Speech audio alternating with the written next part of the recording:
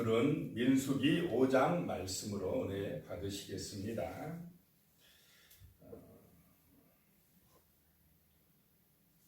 먼저 1절에서 5절까지는 진을 성결케 하라라고 하는 그런 말씀입니다. 이스라엘 백성들이 사는 그 동네, 그 진을 성결케 해야 된다라고 하는 것입니다.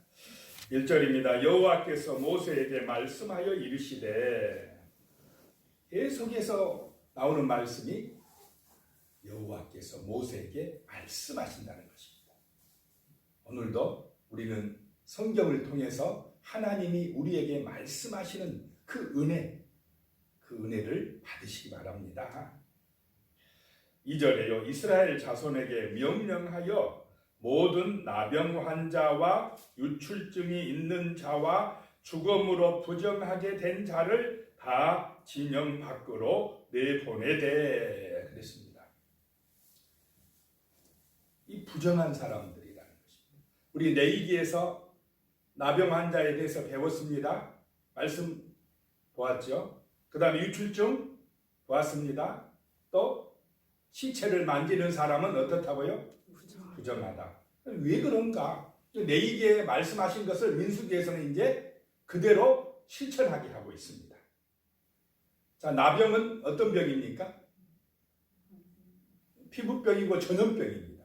나병에 걸린 사람이 동네에 같이 그 진에 있으면 됩니까? 안 됩니까? 안 돼요. 그래서 이렇게 구별시켜야 돼요.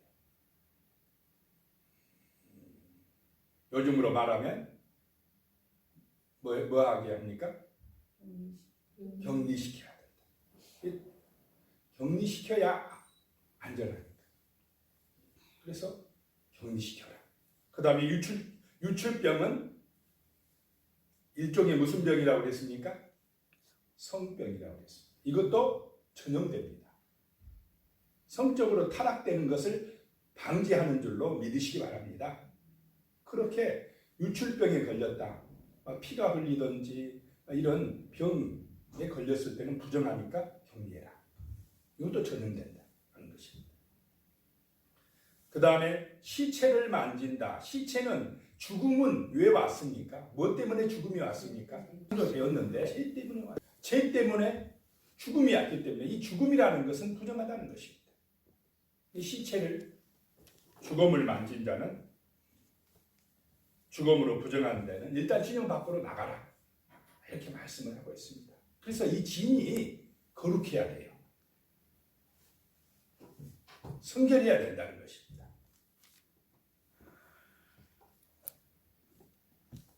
3절에요. 남녀를 막론하고 다 진영 밖으로 내보내요. 그들이 진영을 더럽게 하지 말라. 내가 그 진영 가운데에 거하느니라 하시매. 왜 거룩해야 되느냐? 거기에 누가 계신다는 것입니까? 하나님이 이스라엘 백성들이 있는 그 진영 가운데 함께 하시기 때문에, 그 진영의 가장 중심에 뭐가 있습니까? 하나님의 법궤가 있기 때문에. 그래서 이런 부정한 사람은 진영 밖으로 내보내서 격리시켜서 거룩할 때까지 격리시켜서 거기에 있게 하라. 그래서 하나님의 진을 성결케 하라 라고 하는 말씀입니다. 그 다음에 5절에 이제 5절부터는 죄에 대한 값을 온전히 갚으라. 죄 지었을 때 그 죄에 대한 값을 갚아야 된다는 것입니다. 자, 5절에 보면 여호와께서 모세에게 말씀하여 이르시되, 계속 이제 하나의 그 장면이 바뀔 때마다 말씀으로 임하십니다. 말씀하여 이르시되. 6절에요. 이스라엘 자손에게 이르라. 남자나 여자나 사람들이 범하는 죄를 범하여 여호와께 거역함으로 죄를 지으면, 남자나 여자나 사람들이 범하는 죄가 뭘까요? 여기 이것도 레위기 6장에서 나오는데요. 거기에 보면은 속이거나 도둑질하거나 착취하거나 거짓 맹세하거나 뭐 이런 죄에 대해서 말씀하고 있습니다. 이런 사람들에 대해서 죄를 지을 때에 그것은 뭐냐? 여호와께 거역함으로 죄를 짓는 것이다. 사람들에게 죄 짓는 것도 누구에게 죄 짓는 거라고요? 여호와께 죄 짓는 것이다. 사람을 사랑하면 목마른 사람에게 물 한 모금 주면 누구를 대접하는 것이라고요? 예수님을 대접하는 것이다. 반대로 사람에게 사람을 착취하고 사람에게 거짓말하고 도둑질하고 하면 그것이 누구에게 죄 짓는 거예요? 하나님께 죄 짓는 것이다 라고 말씀하고 있습니다.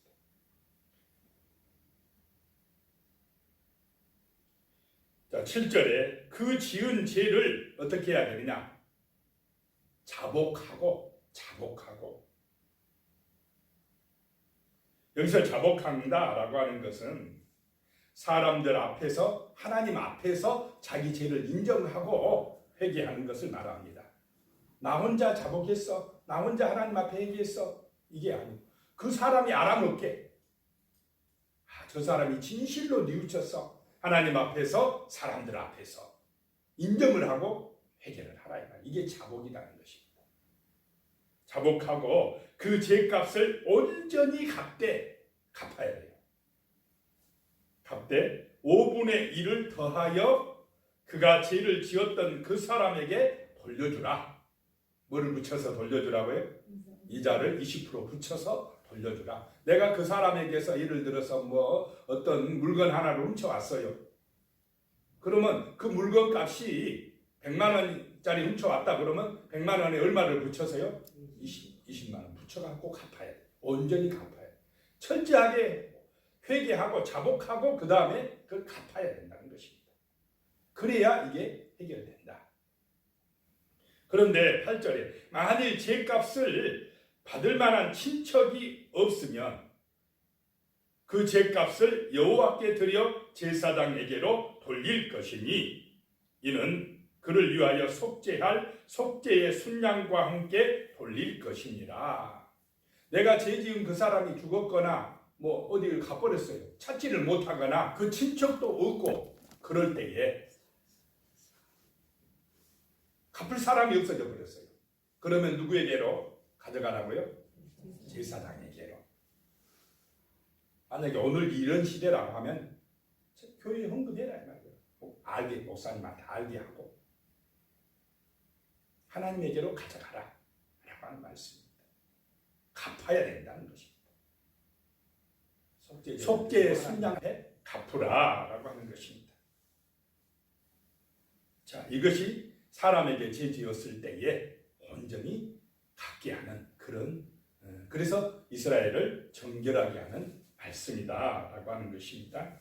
그 다음에 이제 11절부터 31절 말씀이 나오는데 자, 뭔 의심이냐?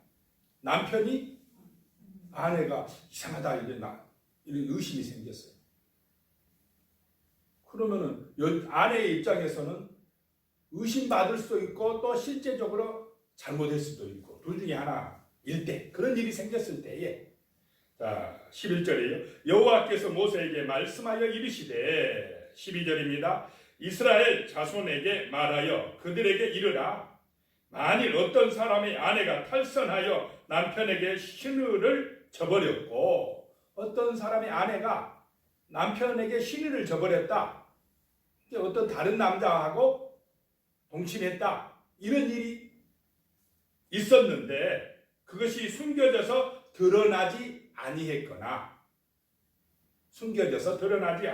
때 근데 증인도 없고 잡히지도 아니했다라고 하는 것입니다. 그랬을 때나 또 14절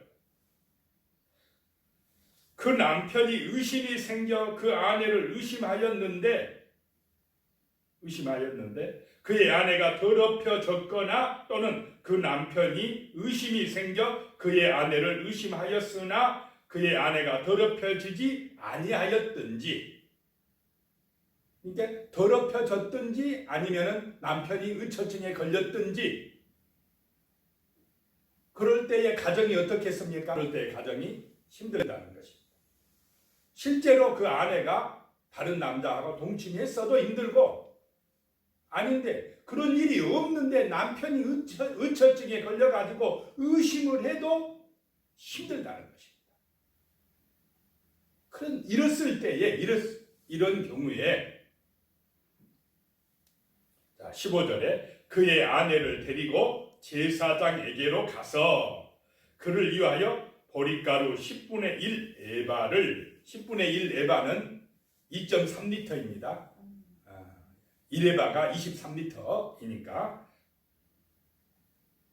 헌물로 들이되 그것에 기름도 붓지 말고 유향도 두지 말라. 기름 유향, 이거는 기쁨의 그런 잔치 때 하는 건데 지금은 애통해야 되니까 그거 드리지 말고, 넣지 말고, 이는 의심의 소재요 죄악을 기억나게 하는 기억의 소재라. 의심하기 때문에 발생한 거고, 그래서 또 기억나게 하는 소재이다. 소재, 고운 가루로 드리는 제사가 소재라고 그랬습니다. 자, 그래서 16절에 제사장은 그 여인을 가까이 오게 하여 여호와 앞에 세우고, 자, 누구 앞에 세웠습니까? 하나님 앞에 세우고, 17절에 토기에 거룩한 물을 담고 성막 바닥에 티끌을 취하여 물에 넣고, 거룩한 물은 물두멍에 있는 물, 그 제사장들이 몸을 씻거나 뭐 길을 갈 때 하는 그 물을 넣고 성막에 티끌을 물에 넣고, 그 다음에 18절에 여인을 여호와 앞에 세우고 그의 머리를 풀게 하고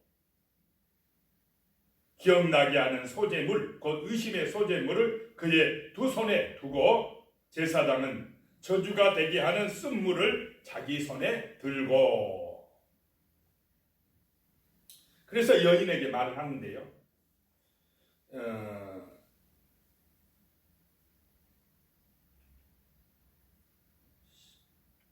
19절에 여인에게 맹세하게 하여 그에게 이르기를 내가 내 남편을 두고 탈선하여 다른 남자와 동침하여 더럽힌 일이 없으면 저주가 되게 하는 이 쓴물의 해독을 면하리라.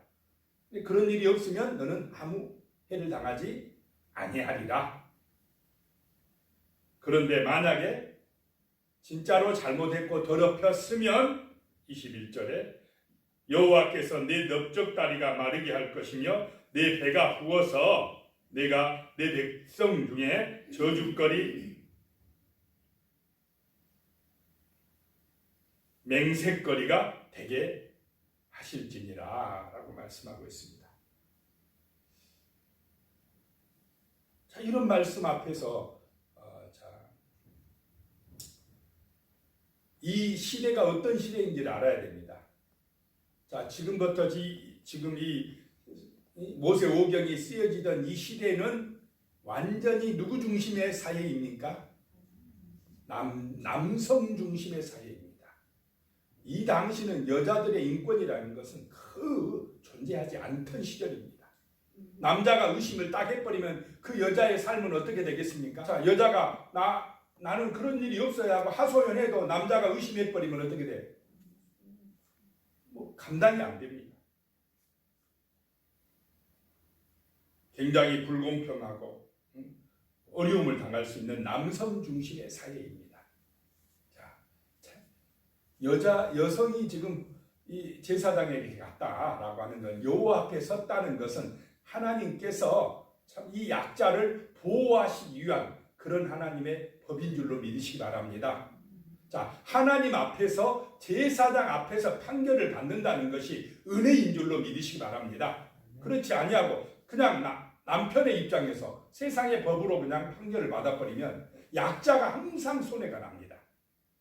근데 그 여자가 진짜 잘못했으면 하나님 앞에 당연히 진짜 잘못하면 벌 받아야 됩니까? 안 받아야 됩니까? 지금 의심받고 은처죄에 걸려가지고 힘들면 하나님이 그걸 어떻게 해줍니까? 지금 그 어려움에서, 그 의심에서 하나님의 이름으로 벗어나게 해준다라고 하는 것입니다. 자, 이 말씀 속에서 우리는 이 의심의 소재, 통해서 뭘 알아야 된다면 결혼의 신성함입니다. 가정의 소중함을 깨달아야 될 줄로 믿습니다. 이 가정이 중요하다. 그래서 의처증으로 아내를 의심하는 그것도 문제고, 또 실제로 여자가 문제를 일으켜서 다른 남자와 동침했다면 그것도 가정을 무너뜨리는 것이고, 그래서 하나님은 이 거룩한 가정, 하나님이 최초로 세우신 가정, 이 가정을 지키고 정말로 성결케 하고 든든하게 세우는 것이 이 사회가 아름답고 복된 사회가 되는 길인 줄로 믿습니다. 기도드리겠습니다. 하나님 아버지, 주의 은혜가 참으로 임하길 원합니다. 우리가 하나님 앞에서 우리가 사는 지역이 성결할 수 있도록 도와주시옵소서. 거룩한 교회, 거룩한 사회가 될 수 있도록 은혜 내려 주시옵소서. 혹시라도 우리가 사람에게 죄를 지었다면 하나님 아버지, 정말로 그 죄값을 온전히 자복하고 또 갚을 수 있도록 도와주시고, 하나님 앞에 속죄의 제사를 드림으로 용서받고 새 사람 될 수 있도록 인도하여 주시옵소서. 우리의 가정이 정말로 하나님 앞에 온전하고 든든하고 신성하게 서갈 수 있도록 지켜주시옵소서. 하나님 아버지, 가정이 무너지는 그런 일들이 없도록 우리 하나님의 능력으로 지켜주시옵소서. 음란함과 제약 때문에 빠지지 않게 하여 주시고, 의심과 미움과 다툼으로 아버지가 무너지는 가정들이 없도록 우리 하나님 아버지 지켜주시고 은혜 내려 주시옵소서. 거룩한 가정, 하나님을 경외하는 가정, 믿음으로 승리하는 가정들이 될 수 있도록, 자손들이 될 수 있도록 하나님 아버지 믿음 주시옵소서. 은혜 주시옵소서. 예수님의 이름으로 기도드리옵나이다. 아멘.